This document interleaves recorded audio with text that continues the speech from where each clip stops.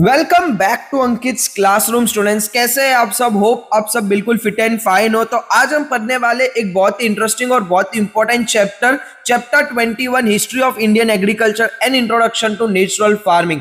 अब मैं आपको एक बात पहले ही बोल देता हूं, ये चैप्टर सिर्फ आपके एग्जाम के लिए नहीं है। ये चैप्टर है आपके खाने के बारे में, आपकी हेल्थ के बारे में, आपके जमीन के बारे में और आपके देश के फ्यूचर के बारे में। तो आज पूरी फोकस के साथ बैठना। हम कवर करेंगे एशियंट इंडिया में फार्मिंग कैसे शुरू हुई, इंडिपेंडेंस के बाद क्या गलत हुआ, नेचुरल फार्मिंग क्या होती है और क्यों सबसे बेस्ट सॉल्यूशन है। फुल चैप्टर, जीरो कंफ्यूजन, एकदम क्लियर। तो बिना टाइम वेस्ट किए let's go into it, let's go.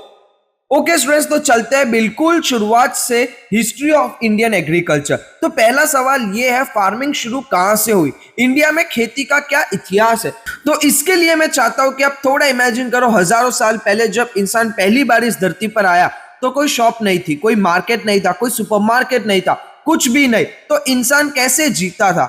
वो भटकता था एक जंगल से दूसरे जंगल, एक जगह से दूसरी जगह, बस खाने की तलाश में। जो मिल गया, फल झाड़ियां, कुछ भी खा लो, यही था उनका लाइफ। लेकिन फिर धीरे धीरे ग्रेजुअली कुछ बदला। इंसान ने नेचर को ऑब्जर्व करना शुरू किया। उसने देखा कि अगर बीज जमीन में डालते हैं तो पौधा उगता है, अगर पानी देते हैं तो फसल बनती है। और इसी रियलाइजेशन के साथ इंसान ने खेती शुरू की। वो सेटल हो गया, एक जगह रुक गया, घर बनाए, खेत बनाए, गांव बनाए।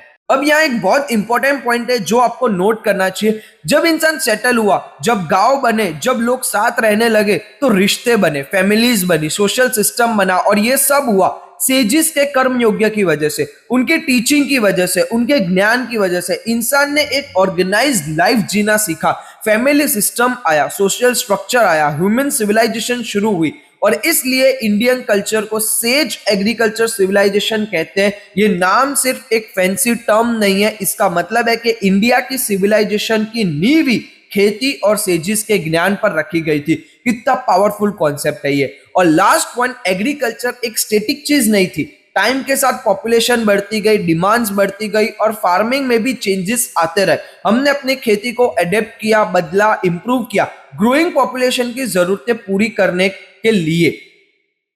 तो यही था पहले स्लाइड का समरी। इंसान नॉमेडिक था, क्रॉप्स उगाने लगा, सेटल हो गया, सेजिस के कर्मयोग्य से फैमिली एंड सोशल सिस्टम बना, सिविलाइजेशन शुरू हुई। India is equal to sage agriculture civilisation हुआ। खेती टाइम के साथ इवॉल्व होती रही। ओके, तो अब आते हैं स्लाइड 2 पर, Asian self reliant rural system. अब यहां हम बात करेंगे इंडिपेंडेंस से पहले की फार्मिंग के बारे में। और मैं गारंटी करता हूं, ये सुन के आप सोचोगे कि यार पहले कितना अच्छा था। तो इंडिपेंडेंस पहले इंडियन फार्मर कैसे खेती करते थे? पहली बात, बुलॉक्स यानी बैलों से खेती। कोई ट्रैक्टर नहीं, कोई मशीन नहीं, कोई मैकेनिकल इक्विपमेंट नहीं, सिर्फ बैल और इंसान की मेहनत। और आप जानते हैं क्या, फिर भी इतना अनाज मिलता था कि पूरा गांव खुश था, किसी को कोई चीज की कमी नहीं थी। आज हम इतनी मशीन्स यूज करते हैं, फिर भी फार्मर्स कहीं ना कहीं सेटिस्फाइड नहीं है। कितना फर्क आ गया है कि पहले सब सेटिस्फेक्शन था, अब नहीं है। इसका कहीं ना कहीं रीजन पॉपुलेशन ग्रोथ भी है। सेकेंड बात, अगर बात करें तो खाद, मैन्योर के लिए बाहर नहीं जाना पड़ता था। आज एक किसान को फर्टिलाइजर खरीदना पड़ता है, उसके लिए पैसे खर्च करना पड़ता है। लेकिन पहले गांव में ही कैटल था, गाय, भैंस, बैल और उनका गोबर ही मैन्योर बन जाता था, बिल्कुल फ्री, कोई एक्सपेंस नहीं, नेचर से परफेक्ट सिस्टम था ये। थर्ड, बीज के लिए भी बाहर नहीं जाना पड़ता था। आज किसान हाइब्रिड सीड्स खरीदने जाता है कंपनी से, मार्केट से। लेकिन पहले फार्मर्स खुद बीज स्टोर करते थे सालों तक, और सिर्फ स्टोर ही नहीं करते थे, अपने नॉलेज से उन्हें इंप्रूव भी करते थे। यानी वो अपने सीड्स के खुद एक्सपर्ट थे। कितना सेल्फ रिलायंट था सिस्टम। फोर्थ, अगर बात करें तो लेबर के लिए भी कोई प्रॉब्लम नहीं थी। आज एक छोटा किसान सोचता है इतना काम कौन करेगा, लेकिन पहले जॉइंट फैमिली सिस्टम था, बड़े घर थे, दादा दादी, चाचा चाची, भाई बहन सब साथ रहते थे। तो खेत में काम करने के लिए हमेशा हाथ अवेलेबल रहते थे, मैन पावर की कोई प्रॉब्लम ही नहीं थी। फिफ्थ, अगर बात करें तो इकोनॉमी बार्टर सिस्टम पर चलती थी। आज सब कुछ पैसों से होता है, लेकिन पहले अगर तुम्हारे पास गेहूं है और मुझे गेहूं चाहिए और मेरे पास दूध है जो तुम्हें चाहिए, तो हम एक्सचेंज कर लेते थे। बार्टर सिस्टम, करेंसी की इतनी जरूरत ही नहीं थी और इसी वजह से सबकी जरूरतें पूरी हो जाती थी, कोई भूखा नहीं रहता था। और इन सब चीजों को जोड़कर देखो तो वो गांव कंप्लीट सेल्फ सफिशिएंट थे, उन्हें किसी बाहरी चीज की जरूरत नहीं थी। खाना, खाद, बीज, लेबर, प्रोडक्ट्स सब कुछ गांव के अंदर ही अवेलेबल था। गांव एक कंप्लीट यूनिट था अपने आप में। यार सच में ये एक गोल्डन एरा था इंडियन एग्रीकल्चर का। कोई केमिकल नहीं, कोई डेथ नहीं, कोई टेंशन नहीं, पूरे नेचुरल, पूरे सेल्फ रिलायंट। स्लाइड 2 की समरी की बात करें तो बैलों से खेती, enough grain, no outside dependency. Manure free में मिलता था, कैटल से मिलता था, बीज खुद स्टोर करते थे, अपने नॉलेज से इंप्रूव भी करते थे। जॉइंट फैमिली सिस्टम था तो लेबर की कोई प्रॉब्लम नहीं थी। बार्टर इकोनॉमी चलती थी तो करेंसी की भी जरूरत नहीं थी। और एक जो विलेज था वो कंप्लीटली सेल्फ सफिशिएंट था। अब आते हैं स्लाइड 3 पर, green revolution and it's consequence. अब यहां से स्टोरी का टोन थोड़ा बदलता है। अभी तक हम एक सुनहरे जमाने की बात कर रहे थे, अब बात करेंगे क्या हुआ जब हमने वो सुनहरा जमाना छोड़ दिया। तो स्टोरी कुछ ऐसी है, इंडिपेंडेंस के बाद 1947 के बाद पॉपुलेशन बहुत तेजी से बढ़ने लगी। इतने सारे लोग, इतने अनाज चाहिए और हम प्रोड्यूस कर नहीं पा रहे थे उतना। सिचुएशन इतनी खराब थी कि हमें ग्रेन्स बाहर से इंपोर्ट करने पड़ रहे थे, दूसरे देशों से मांगना पड़ रहा था अनाज। एक देश जो खुद सेज एग्रीकल्चर सिविलाइजेशन कहलाता था वो दूसरों का मोहताज हो गया था। बहुत बुरी बात थी ये। तो सॉल्यूशन निकला गया ग्रीन रिवॉल्यूशन। ग्रीन रिवॉल्यूशन मतलब hybrid seeds plus chemical fertiliser plus pesticides. Agriculture scientist ने नए सीड्स डेवलप किए, स्पेशली वीट के, और इन हाइब्रिड सीड्स के साथ केमिकल फर्टिलाइजर्स डालो, पेस्टिसाइड्स डालो, प्रोडक्शन ड्रामेटिकली बढ़ जाएगी। और सच में प्रोडक्शन बढ़ी, स्पेशली वीट प्रोडक्शन में बहुत बड़ा जंप आया। हम ग्रेन्स इंपोर्ट करना बंद कर दिए, ये एक बड़ा अचीवमेंट था। लेकिन और ये लेकिन बहुत बड़ा है। जब फार्मर्स ने देखा कि केमिकल से प्रोडक्शन बढ़ रही है तो उन्होंने सोचा और डालो, जितना ज्यादा डालेंगे उतना ज्यादा मिलेगा। और इसी लालच में केमिकल्स का हैजार्ड यूज शुरू हो गया। बिना सोचे समझे, बिना प्लानिंग के फर्टिलाइजर्स, पेस्टिसाइड्स, इरिगेशन सब कुछ ब्लाइंडली यूज होने लगा। और इसी कंसिक्वेंस बहुत भयंकर निकले, सुन के आपको भी दुख होगा। Consequence number 1, farming cost increase होने लगा। केमिकल एक्सपेंसिव है और हर साल और ज्यादा चाहिए होते थे, क्योंकि सॉइल की कैपेसिटी घटती जा रही थी और ज्यादा डालना पड़ता है, हर साल कॉस्ट बढ़ती जा रही थी। सॉइल इतनी हार्ड हो गई है कि अब लैंड रिफॉर्म्स भी करने पड़ रहे हैं। एक्सेस इरिगेशन की वजह से सॉइल में सैलिनिटी बढ़ गई, मतलब नमक बढ़ गया और प्रोडक्शन फिर से गिर गई। तो केमिकल्स डालो, कॉस्ट बढ़ाओ, इनकम घटाओ, यही साइकिल है आज के फार्मर्स की। Consequence number 2, soil fertility decrease हो गई। पहले ऑर्गेनिक मैन्योर यूज होती थी, काउ डंग, नेचुरल कंपोस्ट, जो सॉइल को अलाइव रखती थी, जिंदा रखती थी। लेकिन जब से सिर्फ केमिकल फर्टिलाइजर्स आए, ऑर्गेनिक मैन्योर यूज करना बंद हो गया। और जब ऑर्गेनिक मैटर सॉइल से गायब होता है, सॉइल की फर्टिलिटी ग्रेजुअली डिक्लाइन होती है। दिन बर दिन जमीन कमजोर होती जा रही थी। ये एक स्लो पॉइजन है जमीन के लिए। Consequence number 3, water pollution. जब ऑर्गेनिक मैन्योर कम होती है, सॉइल की मॉइस्चर होल्डिंग कैपेसिटी घटती है, मतलब सॉइल पानी नहीं रोक सकती, और ज्यादा इरिगेशन करना पड़ता है। ज्यादा पानी डालो और वो पानी केमिकल्स को लेकर ग्राउंड वाटर में चला जाता है। ग्राउंड वाटर पॉल्यूटेड हो जाता है और ग्राउंड वाटर लेवल भी दिन बर दिन नीचे जाता जा रहा था। ये प्रॉब्लम आज रियलिटी है। आप खुद अपने आसपास देख सकते हो कि आपको ग्राउंड वाटर जल्दी देखने को मिलेगा नहीं। Consequence number 4, health issue. ये तो सबसे स्कैरी वाला पॉइंट है। जब सिर्फ केमिकल फर्टिलाइजर्स यूज होते हैं तो फूड में बैलेंस न्यूट्रिशंस नहीं होते, विटामिन कम, मिनरल्स कम, और जब बॉडी को प्रॉपर न्यूट्रिशन नहीं मिलता तो डिजीज होते हैं। कैंसर, डायबिटीज, हार्ट डिजीज, ये सब आज इतने कॉमन क्यों है? एक बड़ा रीजन है हमारा chemically grown food. Consequence number 5, global warming. ये तो पूरी दुनिया की प्रॉब्लम है आज। एक्सेस इरिगेशन और केमिकल्स यूज करने से सॉइल में जो मीथेन और नाइट्रस ऑक्साइड जैसे ग्रीन हाउस गैसेज निकलती जाती है, और ये गैसेज ग्लोबल वार्मिंग में डायरेक्टली कंट्रीब्यूट करते हैं। हम खेती करते हैं, अपनी ही धरती को गर्म कर रहे हैं। Consequence number 6, loss of biodiversity. आप जब खेतों में पेस्टिसाइड्स डालते हो तो सिर्फ पेस्ट नहीं मरते, यूजफुल इंसेक्ट्स भी मरते हैं, बर्ड्स भी मरते हैं, माइक्रो ऑर्गेनिजम्स भी मरते हैं। और सबसे बड़ा एग्जांपल बीज का काम होता है पॉलिनेशन, एक पौधे से दूसरे पौधे तक पोलेन ले जाना, जैसे फ्रूट्स और क्रॉप्स बनते हैं। जब बीज ही मर गई, पॉलिनेशन कम हुई, क्रॉप यील्ड गिर गई, ये नेचर का बैलेंस बिगड़ता है। Consequence number 7, export affected, chemicals. Export affected chemicals जो क्रॉप्स में डाले जाते हैं उनके रेसिड्यूज प्रोडक्ट्स में रह जाते हैं और इंटरनेशनल मार्केट में ऐसे केमिकली कॉन्टेमिनेटेड प्रोडक्ट्स की डिमांड नहीं होती, एक्सपोर्ट अफेक्ट होते हैं। ऊपर से फार्मिंग कॉस्ट इतनी हाई है कि फार्मर की नेट इनकम बहुत लो हो गई है, कमा रहे हैं लेकिन हाथ में कुछ नहीं आ रहा। कौन ही अपने देश में एक्सपोर्ट करवाएगा ऐसी चीजें जो खराब है? तो वो लोग क्या बोलेंगे, हमें ऑर्गेनिक चीजें चाहिए। जब ऑर्गेनिक चीजें एक्सपोर्ट हो जाती है तो हमारे देश में क्या बचता है? केमिकल से उगा हुआ खाना जो हम खाते हैं और बीमार पड़ते हैं। तो यार ग्रीन रिवॉल्यूशन ने प्रोडक्शन तो बढ़ाई लेकिन सॉइल, पानी, हेल्थ, एनवायरमेंट, बायोडाइवर्सिटी सब बर्बाद कर दिया। ये था एक बहुत बड़ा ट्रेड ऑफ और आज हम उसी का खमियाजा भोग रहे हैं। यानी कि आज हम इसी वजह से हमारा जो फ्रूट्स आते हैं, जो वेजिटेबल्स आते हैं वो इतने न्यूट्रिशंस वाले होते नहीं है। अगर समरी की बात करें तो पॉपुलेशन इंक्रीज हुई, इंपोर्ट हुआ, ग्रीन रिवॉल्यूशन आया, प्रोडक्शन इंक्रीज हुआ, बट 7 बड़े कॉन्सिक्वेंस जैसे cost, soil, water, health, warming, global warming, biodiversity, export सब ने सफर किया। अब आते हैं स्लाइड 4 पर और ये एक रिलीफ वाला स्लाइड है। इतना सब सुनने के थोड़ा सैड फील हो रहा था ना, तो अब सॉल्यूशन की बात करते हैं। What is natural farming? तो नेचुरल फार्मिंग क्या होती है?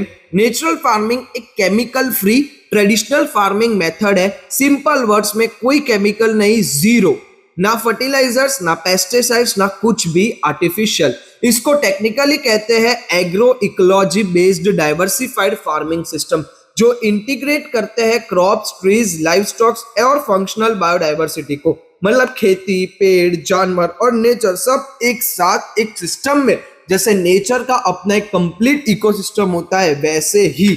अब एक और इंपॉर्टेंट कॉन्सेप्ट, लिविंग थिंग इस धरती पर मिलियंस ऑफ ईयर्स से, इंसान से बहुत पहले से। जब इंसान नहीं था तब भी जंगल था, तब भी पौधे थे, तब भी एनिमल्स थे और वो सब बिना किसी केमिकल के, बिना किसी फर्टिलाइजर के परफेक्टली सरवाइव करते थे। नेचर का अपना एक सिस्टम था जो खुद को सस्टेन करता था। इस सिस्टम को समझाना और इसी सिस्टम को अपनी फार्मिंग में यूज करना, यही नेचुरल फार्मिंग है। और इस कॉन्सेप्ट को साइंटिफिकली स्टडी किया पद्मश्री डॉक्टर सुभाष पालेकर ने। उन्होंने नेचर का इन डेप्थ रिसर्च किया, एक्सपेरिमेंट किए और एक कंप्लीट मेथड डेवलप किया जिसे कहते हैं SPNF, Subhash Palekar natural farming. ये मेथड आज पूरे इंडिया में स्प्रेड हो रहा है। अब गवर्नमेंट भी इससे बहुत एक्टिव है। स्टेट और सेंट्रल दोनों गवर्नमेंट नेचुरल फार्मिंग को स्प्रेड करने के लिए काम कर रहे हैं। डांग डिस्ट्रिक्ट इन गुजरात को officially natural farming district declare कर दिया गया है। एक माइलस्टोन है ये। University of natural farming and organic agriculture establish की गई है डेडिकेटेड रिसर्च और एजुकेशन के लिए। Gujarat natural farming development board form किया गया है जो फार्मर्स को गाइडेंस, ट्रेनिंग और इंसेंटिव्स देते हैं। मतलब ये सिर्फ एक कॉन्सेप्ट नहीं है, ये एक government backed scientifically proven movement है जो इंडिया में तेजी से ग्रो हो रहा है। समरी की बात करें तो natural farming is equal to chemical free और ट्रेडिशनल फार्मिंग। नेचर का सिस्टम समझना और यूज करना, यही होता है natural farming. Doctor Subhash Palekar ने डेवलप किया SPNF method. Government full support दे रही है, यूनिवर्सिटी, बोर्ड, डिस्ट्रिक्ट सब सेटअप हो रहे हैं। अब आते हैं स्लाइड 5 पर और अब शुरू होता है सबसे इंपॉर्टेंट सेक्शन। अब हम बात करेंगे why natural farming. Natural farming क्यों बेस्ट ऑप्शन है? इसलिए टोटल 9 रीजंस है जिनसे हमें एक एक करके कवर करेंगे नेक्स्ट स्लाइड में।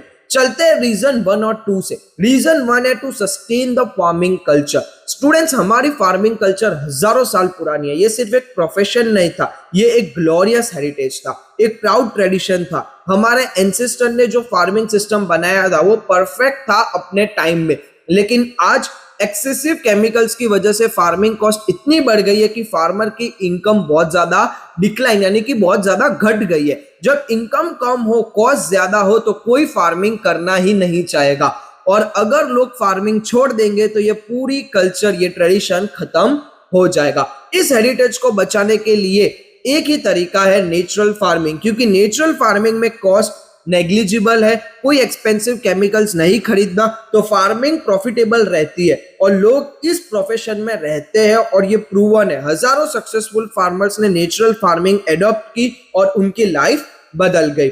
रीजन 2 की बात करें, natural farming for a self reliant India. अब ये पॉइंट बहुत पावरफुल है, स्पेशली आज के इंडिया के कॉन्टेक्स्ट में जब हम आत्मनिर्भर भारत की बात करते हैं। नेचुरल फार्मिंग में प्रोडक्शन कॉस्ट ऑलमोस्ट जीरो होती है। सीरियसली, सीड्स अपने खेत से, मैन्योर, काउ डंग से, पेस्ट कंट्रोल नेचुरल मेथड से, बाहर कहीं से भी कुछ खरीदना नहीं पड़ता। फार्मर को किसी कंपनी का, किसी मार्केट का मोहताज नहीं रहना पड़ता। और जब कॉस्ट जीरो है, प्रॉफिट नेचुरली ज्यादा होता है। और जब क्वालिटी प्रोडक्ट अफोर्डेबल प्राइस में अवेलेबल है, कंज्यूमर भी खुश और फार्मर भी खुश।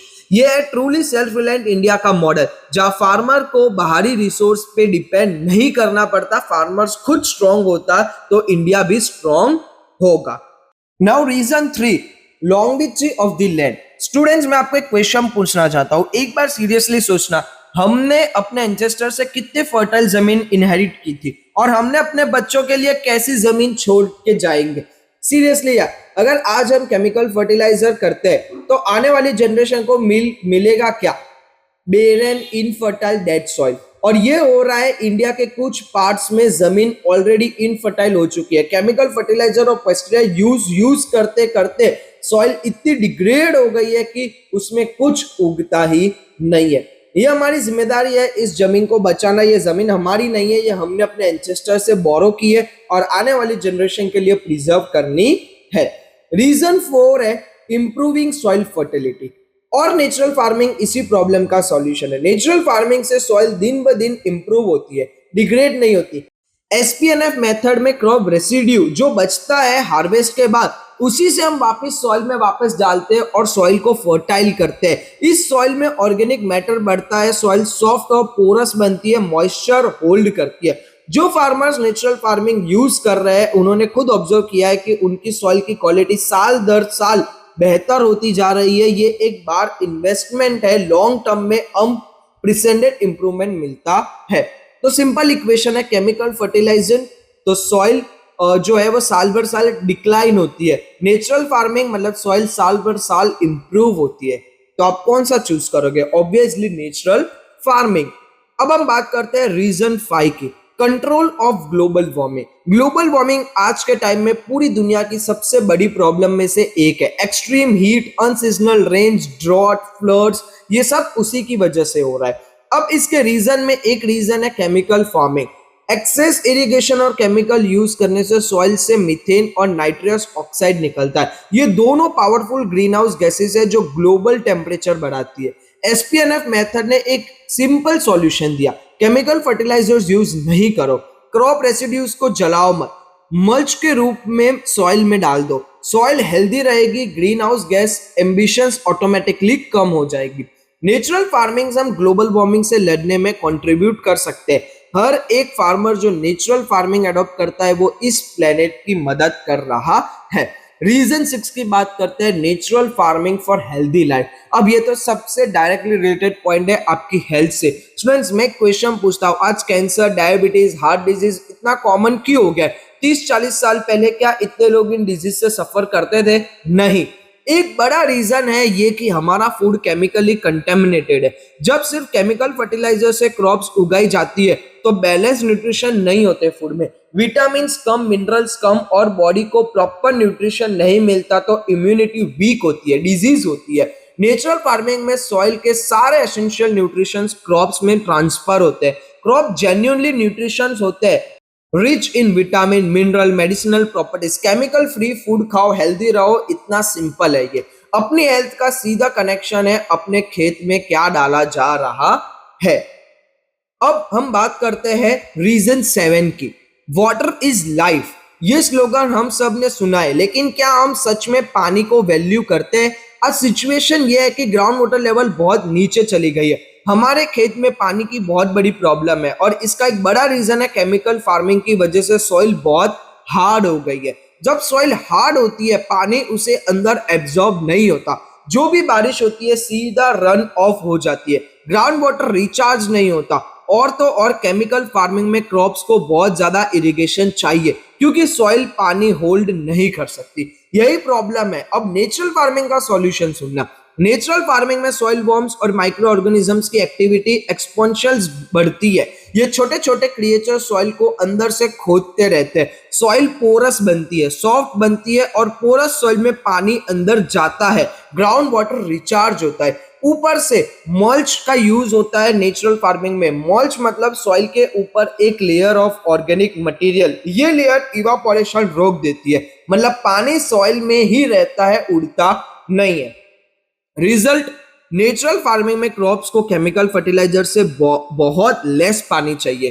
फार्मर्स ने खुद एक्सपीरियंस किया है, ये कम पानी में ज्यादा अच्छी फसल मिलती है। ये वाटर कंजर्वेशन का असली सॉल्यूशन। सॉइल को ठीक करो, पानी की प्रॉब्लम ऑटोमेटिकली सॉल्व हो जाएगी। रीजन 8 की बात करते हैं, सेव काउ लीनेज, यानी गौवंश जिसको हम बोलते हैं। स्टूडेंट्स, इंडियन कल्चर में गाय को माता माना जाता है। ये रिलीजियस बिलीफ तो है ही, लेकिन आज इसे साइंटिफिकली समझते हैं। 1 gram of indigenous cow dung में एक बहुत बड़ी क्वांटिटी में यूजफुल माइक्रो ऑर्गेनिजम्स होते हैं, जो सॉइल के लिए, प्लांट्स के लिए एक्सट्रीमली बेनिफिशियल है। ये माइक्रो ऑर्गेनिज्म सॉइल्स को जिंदा रखते हैं, न्यूट्रिशन क्रिएट करते हैं, प्लांट्स को प्रोटेक्ट करते हैं। काउ यूरिन, गौमूत्र, एक नेचुरल पेस्टिसाइड्स और फंजाइसाइड है, साइंटिफिकली प्रूवन। मिल्क और घी के तो हेल्थ बेनिफिट सब जानते ही है। मतलब एक इंडिजिनियस काउ एक कंप्लीट पैकेज है, natural fertiliser, natural pesticides, natural medicine, सब एक में। लेकिन आज केमिकल फार्मिंग ने गाय की जरूरत ही खत्म कर दी है। कोई काउ डंग नहीं चाहिए जब केमिकल फर्टिलाइजर है, और जब जरूरत नहीं तो कैटल ब्रीडिंग घटती गई, इंडिजिनियस काउ की पॉपुलेशन गिर गई। नेचुरल फार्मिंग वापस गाय को सेंटर प्लेस देता है। जब फार्मर नेचुरली समझेंगे गाय की साइंटिफिक इंपॉर्टेंस, तब कैटल ब्रीडिंग बढ़ेगी, इंडिजिनियस काउस का रिस्पेक्ट स्टेटस वापस आएगा। अब बात करते हैं रीजन 9 की, इंप्रूव फार्मर्स लाइव्स। फार्मर्स को कहते हैं फादर ऑफ द वर्ल्ड। वो जो उगाता है वही दुनिया खाती है, लेकिन आज उसी फार्मर की हालत सबसे खराब है। केमिकल फार्मिंग में इतना इन्वेस्ट करो, लोन लो, रिस्क उठाओ और इनकम फिर भी गारंटी नहीं है। नेचुरल फार्मिंग इन सब को बदलता है। Production cost almost zero, profit naturally ज्यादा, नेचुरल एक्सप्लॉइट नहीं होती, sustainable farming, food quality excellent रहती है, प्रीमियम प्राइस मिल सकती है मार्केट के अंदर। आज जो फार्मर नेचुरल फार्मिंग पे शिफ्ट हो गए हैं वो फाइनेंशियली खुश है, और उन्हें देख के हजारों दूसरे फार्मर भी इंस्पायर हो रहे हैं। एक मूवमेंट चल रहा है इंडिया में, natural farming is equal to farmer खुश, सॉइल खुश, कंज्यूमर खुश, एनवायरनमेंट खुश, सबका फायदा। स्टूडेंट्स, आज हमने एक पूरा जर्नी किया। हमने देखा कि पहले फार्मिंग कितनी परफेक्ट थी, सेल्फ रिलायंट, नेचुरल, सस्टेनेबल। हमने देखा कि ग्रीन रिवॉल्यूशन ने प्रोडक्शन तो बढ़ाई, लेकिन सॉइल, पानी, हेल्थ, एनवायरनमेंट सबको डैमेज किया। हमने समझा कि नेचुरल फार्मिंग क्या है, डॉक्टर सुभाष पालेकर का SPNF method, chemical free, natural based, proven. और हमने सीखे 9 पावरफुल रीजन कि क्यों नेचुरल फार्मिंग सिर्फ एक ऑप्शन नहीं, ये बेस्ट ऑप्शन है फार्मिंग कल्चर के लिए, सेल्फ रिलायंट इंडिया के लिए, सॉइल के लिए, हेल्थ के लिए, वाटर के लिए, एनवायरनमेंट के लिए, गाय के लिए, फार्मर के लिए, हर किसी के लिए। और मैं आपको एक लास्ट थॉट दे के जाना चाहता हूं, नेचुरल फार्मिंग और नेचुरल फूड यही बेस्ट तरीका है ह्यूमन हेल्थ, सॉइल हेल्थ और एनवायरनमेंट को मेंटेन करने का। ये रिवॉल्यूशन सिर्फ फार्मर की जिम्मेदारी नहीं है। जब हम कंज्यूमर नेचुरल प्रोडक्ट्स खरीदते हैं, उन्हें सपोर्ट करते हैं, हम भी इस रिवॉल्यूशन का हिस्सा बनते हैं। तो आओ मिलकर एक प्रॉस्पेरियस और सेल्फ रिलायंट नेशन बनाते हैं नेचुरल फार्मिंग के through. Let's bring revolution and make India more glorious. So students, chapter 21 complete होता है। उम्मीद करता हूँ ये चैप्टर आपको क्लियरली समझ आया होगा। ये चैप्टर एग्जाम के लिए तो इंपॉर्टेंट है ही, लेकिन इससे ज्यादा अपनी लाइफ के लिए इंपॉर्टेंट है। अगर आपको ये वीडियो हेल्पफुल लगे तो प्लीज लाइक करो, शेयर करो अपने क्लासमेट्स के साथ, और अगर आपने अभी तक सब्सक्राइब नहीं किया तो अभी कर लो, बेल आइकन भी प्रेस करो ताकि कोई भी वीडियो मिस ना हो। कमेंट्स में बताओ आज का नया कॉन्सेप्ट कौन सा था जो आपने फर्स्ट टाइम जाना। मैं हूं अंकित और ये था अंकित्स क्लासरूम। नेक्स्ट वीडियो में मिलते हैं, तब तक take care, stay curious and keep learning. जय हिंद, जय Bharat, thank you very much.